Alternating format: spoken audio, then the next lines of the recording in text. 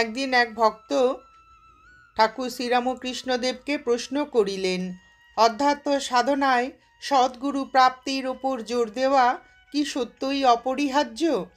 ঠাকুর শ্রীরামকৃষ্ণদেব দৃঢ় কণ্ঠে বলিয়া উঠিলেন, নিশ্চয়ই। জন্ম জন্মান্তরের সঞ্চিত পুণ্য বলেই মানুষ আধ্যাত্মিক জীবনে ঈশ্বরপ্রাপ্ত গুরুর সান্নিধ্য লাভ করে। এ পথে গুরুর করুণা যে সবচেয়ে মূল্যবান সম্পদ। গুরুই শিষ্যকে প্রধানত এই পথে অগ্রসর হতে সাহায্য করেন। শিষ্যের চেষ্টার তেমন প্রয়োজন নেই, তবে ব্যক্তিগত চেষ্টায়ও কাজ হয়, কিন্তু গুরুই সেই দুর্গম পথকে উপযুক্ত উপদেশ দিয়ে সুগম করে দিতে পারেন।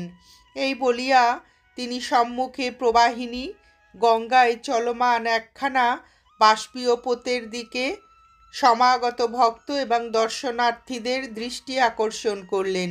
তারপর বলিলেন, আচ্ছা, স্টিমারটি চুঁচুড়ায় কখন পৌঁছাবে বলতে পারো? একজন উত্তর দিলেন, সন্ধ্যা 5টা-6টা হবে। হাল টানা নৌকার সেখানে পৌঁছাতে 15-20 ঘন্টারও বেশি সময় লাগবে, কিন্তু নৌকাটিকে যদি ওই বাষ্পীয় যানটির সঙ্গে জুড়ে দাও, তবে সেও ওটার মতো অল্প সময়ের মধ্যেই নির্দিষ্ট স্থানে পৌঁছাবে। যারা মুক্তি চায় তাদের ক্ষেত্রেও সেই একই ব্যবস্থা। তুমি যদি গুরুর নির্দেশ ছাড়াই এ পথে চলতে আরম্ভ করো, তাহলে বহু বিঘ্ন বিপত্তি অতিক্রম করে গন্তব্য স্থানে পৌঁছাতে তোমার সময় ও পরিশ্রম কম যাবে না। কিন্তু গুরুর সহায়ে সহজে এবং স্বল্প সময়েই তা সম্ভব।